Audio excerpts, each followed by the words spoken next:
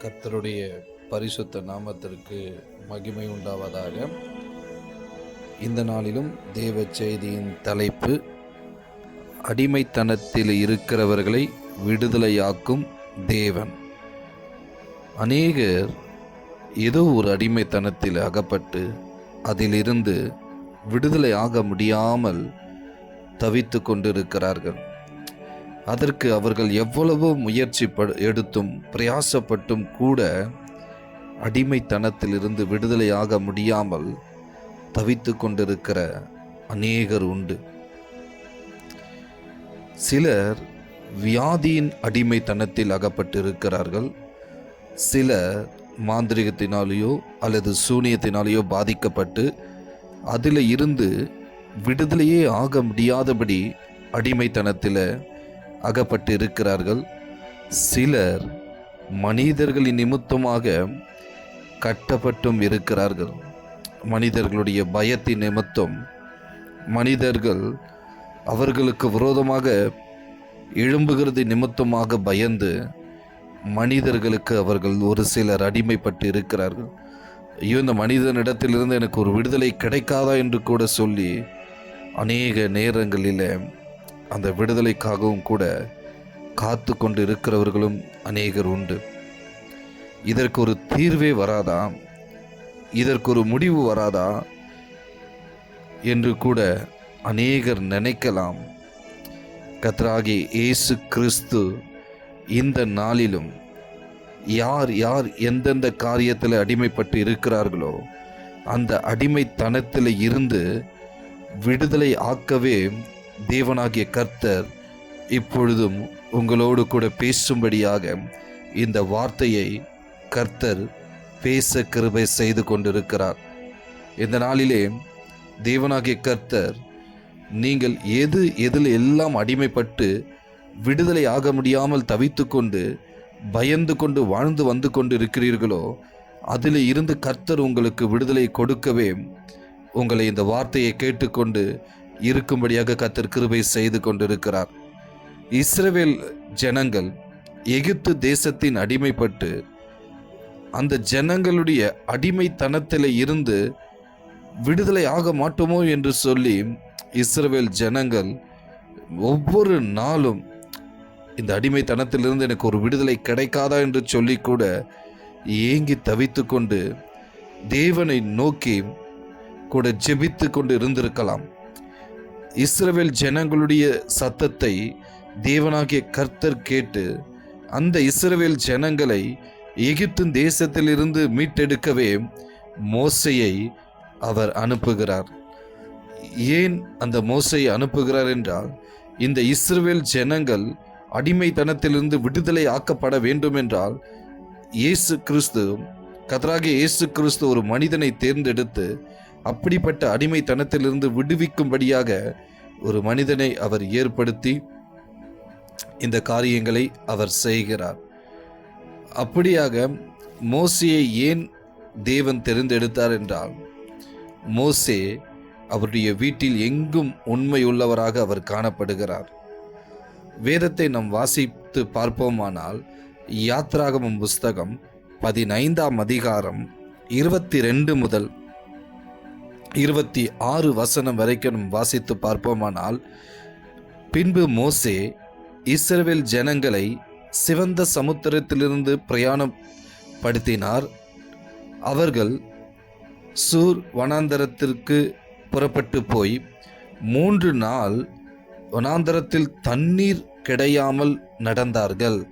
அவர்கள் மாராவிலே வந்தபோது மாராவின் தண்ணீர் கசப்பாயிருந்ததினால் அதை குடிக்க அவர்களுக்கு கூடாதிருந்தது. அதனால் அவ்விடத்துக்கு மாரா என்று பெயரிடப்பட்டது. அப்பொழுது ஜனங்கள் மோசேக்கு விரோதமாக முறுமுறுத்து,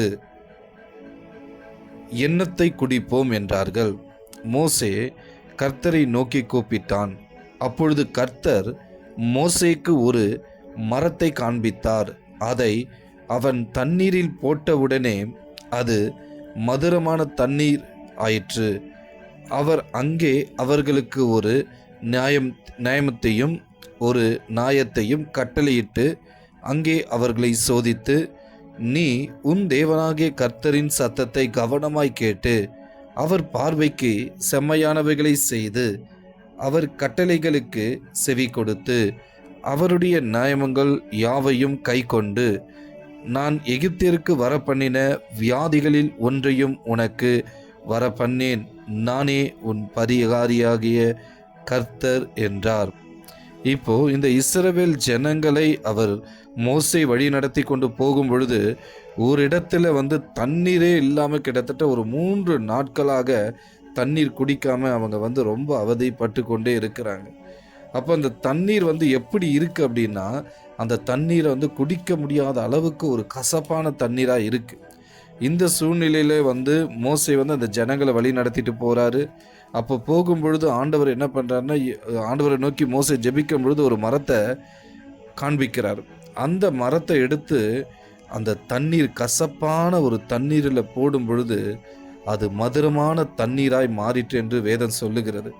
அப்படின்னா யார் யாருடைய வாழ்க்கையில் இந்த நாள் கசப்போடு கூட ஒரு மதுரம் அங்கே மாறா போல ஒரு கசப்பான ஒரு தண்ணீரை போல உங்களுடைய வாழ்க்கை கசப்பான ஒரு வாழ்க்கையாக கூட இருந்து கொண்டு இருக்கலாம். கர்த்தராகிய இயேசு இந்த நாளிலே எப்படி மாறாவின் தண்ணீரை மதுரமாக மாற்றினாரோ, உங்களுடைய வாழ்க்கையில் இருக்கக்கூடிய கசப்பான அநேக காரியங்களை இந்த நாளிலும் கூட தேவனாகிய கர்த்தர் மதுரமாக மாற்றப் போகிறார். உங்களுடைய வாழ்க்கையை செழிப்பாக மாற்றப் போகிறார். எந்த காரியத்தில் உங்களுடைய வாழ்க்கையில் முன்னேற முடியாதபடி கசப்பாய் காணப்பட்டிருந்தோ, எந்த காரியத்தில் நீங்கள் உங்களுடைய வாழ்க்கையில் இதுவரைக்கும் எந்த காரியமே நம்மளுக்கு ஜெயமாய் முடியலையே, எந்த காரியம் நம்முடைய வாழ்க்கையில் முன்னேற முடியலையே, இப்படிப்பட்ட ஒரு கசப்பான ஒரு வாழ்க்கையாக இருக்குன்னு சொல்லி நீங்கள் எதிலெல்லாம் கவலைப்பட்டு கொண்டு இருந்தீர்களோ அந்த கவலையில இருந்து கர்த்தர் உங்களை விடுதலை ஆக்க போகிறார். எப்படி மாறாவின் தண்ணீர் மதுரமாய் மாறினதோ, உங்களுடைய வாழ்க்கையில் இருக்கக்கூடிய கசப்புகள் எல்லாவற்றையும் துக்கங்கள் எல்லாவற்றையும் தேவனாகிய கர்த்தர் இந்த நாளிலே சந்தோஷமாக மாற்றப் போகிறார். அது மாத்திரமல்ல, வியாதியை உன்னிருந்து விலக்கப் போகிறார். அவரே பரிகாரியாக இருந்து இந்த நாளிலே எந்த வியாதியிலிருந்து ஐயோ எனக்கு விடுதலை ஆக முடியலையே, எந்த மாந்திரிக சுனத்தினால விடுதலை ஆக முடியலையேன்னு சொல்லி நீங்கள் இதுவரைக்கும் வேதனைப்பட்டு கொண்டிருந்தீங்களோ அப்படிப்பட்ட ஒரு கசப்பான காரியங்கள் இருந்து கர்த்தர் உங்களுக்கு ஒரு விடுதலையை கொடுக்க போகிறார். இன்றைக்கு காண்கிற எகிப்தியனை இனி என்றைக்கும் காண மாட்டீர்கள் என்று சொல்லி வேதம் சொல்லுகிறது. அப்படி என்றால் வேத வாசிப்போம். யாத்திராகமம் 14ஆம் அதிகாரம் 13-14வது வசனத்தில் சொல்லுகிறது, அப்பொழுது மோசே ஜனங்களை நோக்கி, பயப்படாதிருங்கள், நீங்கள் நின்று கொண்டு இன்றைக்கு கர்த்தர் உங்களுக்கு செய்யும் ரட்சிப்பை பாருங்கள். இன்றைக்கு நீங்கள் காண்கிற எகிப்தியரை இனி என்றைக்கும் காண மாட்டீர்கள். கர்த்தர் உங்களுக்காக யுத்தம் பண்ணுவார், நீங்கள் சும்மா இருப்பீர்கள் என்றான். அதாவது மோசே ஜனங்களை தண்ணீர் அந்த சமுத்திரத்தின் நடுவிலே அவங்களை கொண்டு போகும் பொழுது இப்பொழுது பார்வோன் கூட்டத்தார் இவங்களுக்கு விரோதமாக செயல்பட்டு வருகிறார்கள். ஒரு பக்கம் பார்த்தா பார்வோனுடைய கூட்டத்தார் இஸ்ரவேல் ஜனங்களை மறுபடியுமாக ஒருவேளை அடிமைப்படுத்தக்கூடிய அளவுக்கு கொண்டு போய் விடுவார்கள் என்ற ஒரு பயம் இஸ்ரவேல் ஜனங்களுக்கு காணப்படுகிறது. இந்த சூழ்நிலையில் இவங்க சிவந்த இந்த சமுத்திரத்திற்கு அந்த நடுவில் அங்கே நிற்கிறாங்க. ஒரு பக்கம் பின்னாடி பார்த்தா பார்வோன் கூட்டத்தார், இன்னொரு பக்கம் பார்த்தா கடல். இந்த ரெண்டுத்துக்கு நடுவில் இவங்க இருக்கிறாங்க. இனி நம்முடைய வாழ்க்கை முடிஞ்சு போச்சு, ஒன்று பார்வோன் நம்மளை சாகடிச்சிடுவான், இல்லை அப்படின்னா நம்ம இந்த சமுத்திரத்தில் விழுந்தோன்னா நம்ம மடிந்து போயிடுவோம். இப்படிப்பட்ட வழியே இல்லாத ஒரு இடத்துல இவங்க காணப்படுகிறாங்க. கர்த்தர் அந்த அடிமைத்தனத்திலிருந்து இவர்களை கொண்டு வருகிறார். கொண்டு வந்த பொழுது இங்கே ஒரு காரியம் நடக்கிறது. இந்த காரியத்தில் இவங்க ரொம்ப சோர்ந்து போகிறாங்க. அப்பொழுது ஆண்டவர் மோசையை பார்த்து சொல்லுகிறார், உன் கோலை தூக்கி நீ நீட்டு, இந்த தண்ணீருக்கு நேராக நீட்டுன்னு சொல்லும் பொழுது வழியே இல்லாத இடத்துல கர்த்தர் ஒரு வழியை உண்டு பண்ணி இவர்களை 2 பக்கமும் ஒரு மதில் காணப்படுகிறது போல காணப்பட்டு அந்த தண்ணீர் முற்றிலும் வற்றி போகும்படியாக ஒரு வெட்டாந்தரையில் அவங்க நடந்து போகிறது போல காணப்பட்டார்கள். அதாவது இவங்களுடைய எகிப்தியர் கூட்டம் எல்லாம் வருகிறது. இவர்கள் மடிந்து போய்விடுவோம் என்று சொல்லி இஸ்ரவேல் ஜனங்கள் எல்லாம் பயப்படுறாங்க. அப்போதான் ஆண்டவர் சொல்றாரு, அப்பொழுது மோசே ஜனங்களை நோக்கி, பயப்படாதிருங்கள், நீங்கள் நின்று கொண்டு இன்றைக்கு கர்த்தர் உங்களுக்கு செய்யும் ரட்சிப்பை பாருங்கள், கர்த்தர் உங்களுக்கு செய்யக்கூடிய விடுதலையை பாருங்கள். இன்றைக்கு நீங்கள் காண்கிற எகிப்தியரை இனி என்றைக்கும் காண மாட்டீர்கள் என்றால் அந்த எகிப்தியர் என்பது ஒரு வேளை உங்களுடைய வியாதியா இருக்கலாம். இனி அந்த வியாதியை நீங்க காண போகிறதில்ல. ஒரு வேளை மாந்திரிக சூனியத்தை நிமித்தம் கட்டப்பட்டவர்களாய் நீங்கள் காணப்படலாம். இனி அந்த மாந்திரிக சூனியத்தை நீங்கள் காண போகிறதே இல்லை. ஒரு வேளை மனிதனால் நீங்கள் மனுஷன் மூலமாக நீங்க கட்டப்பட்டு மனுஷன் உங்களை ஒவ்வொரு நாளும் பயப்படுத்தி உங்களுடைய வாழ்க்கையில எப்பொழுது பார்த்தாலும் எங்கு பார்த்தாலும் ஒரு பயம் உங்களுக்கு நிறைந்திருந்திருக்கலாம். அந்த பயம் உங்களை சூழ்ந்து கொண்டிருந்திருக்கலாம். எப்படி பார்வோனை கண்டு இஸ்ரவேல் ஜனங்கள் பயந்து கொண்டிருந்தார்களோ அது போல ஏதோ ஒரு மனிதனின் நிமித்தமாய் நீங்கள் பயந்து கொண்டு கூட இருந்திருக்கலாம். அப்படிப்பட்ட காரியத்திலிருந்து கர்த்தர் உங்களை விடுதலை ஆக்கப் போகிறார். ஒருவேளை கடன் வாங்கியிருக்கும், அந்த கடன் பிரச்சனை எப்போ தீரப்போகுதுன்னு சொல்லி அந்த பயத்தில் நீங்க இருக்கலாம். கர்த்தர் அந்த கடன்கள் யாவற்றையும் அடைக்க ஒரு வழிவாசலை திறப்பார். எப்படி இஸ்ரவேல் ஜனங்களுக்கு அந்த சிவந்த சமுத்திரத்தை இரண்டாக பிளந்து வழியை உண்டு பண்ணி அவர்களை நடக்க காண செய்தாரோ அதே போல உங்க வாழ்க்கையில் இருக்கக்கூடிய எப்பேற்பட்ட பிரச்சனையாக இருந்தாலும், எப்பேற்பட்ட போராட்டங்களாக இருந்தாலும், எப்பேற்பட்ட வியாதியாக இருந்தாலும், எப்பேற்பட்ட மாந்திரிக சூனியமாக இருந்தாலும், எந்த பிரச்சனையை கொண்டு நீங்க பயந்து கொண்டு இருக்கிறீர்களோ, எந்த பிரச்சனையை கொண்டு நீங்க கலங்கி கொண்டு இருக்கிறீர்களோ, கர்த்தர் அதில் இருந்து கர்த்தர் இந்த நாளிலே இந்த வார்த்தையை கேட்டுக்கொண்டிருக்கிற உங்க ஒவ்வொருடைய வாழ்க்கையில தேவனாகிய கர்த்தர் ஒரு அற்புதத்தை செய்ய போகிறார். இன்றைக்கு நீங்கள் காண்கிற எகிப்தியரை இனி என்றைக்கும் காண மாட்டீர்கள். கர்த்தர் உங்களுக்காக இறங்கி அற்புதம் செய்யக்கூடிய ஒரு நாளாக இந்த நாள் இருக்கிறது. ஹல்லேலூயா, ஹல்லேலூயா.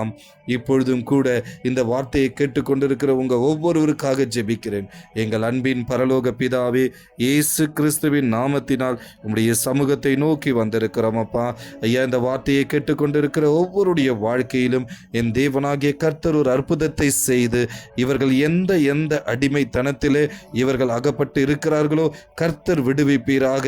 என் தேவனாகிய கர்த்தர் நீர் விடுவிக்கும்படியாய் கூட ஜெபிக்கிறேன் அப்பா. ஆண்டவரே, இந்த நாளில் இந்த வார்த்தையை கேட்டுக்கொண்டிருக்கிற உம்முடைய பிள்ளைகள் ஒவ்வொருவரையும் கர்த்தர் பேராக நினைத்தருளுவீராக. வியாதியை கர்த்தர் சுகமாக்குவீராக. மாந்திரிக சூனியத்திலிருந்து ஆண்டவரே நீர் விடுதலை கொடுப்பீராக. கடன் பிரச்சனையிலிருந்து கர்த்தர் விடுதலை கொடுப்பீராக அப்பா. இன்னும் எந்தெந்த மனுஷனுக்கு இவர்கள் அடிமைப்பட்டு அதிலிருந்து விடுதலையாக முடியாதபடி தவித்துக் கொண்டிருக்கிறார்களோ எல்லா தவிப்புகளை நீர் அறிந்திருக்கிறீரப்பா. அந்த தவிப்புகளிலிருந்து கர்த்தர் ஒரு விடுதலையை கொடுத்து இவர்களுடைய குடும்ப வாழ்க்கையில இழந்து போன நிம்மதி, இழந்து போன சமாதானம், இழந்து போன சந்தோஷத்தை மீண்டும் கர்த்தர் இவர்களுக்கு கொடுத்து என் தேவனாகிய கர்த்தர் இவர்களை ஆசீர்வதிக்கும்படியாய் ஜெபிக்கிறேன்.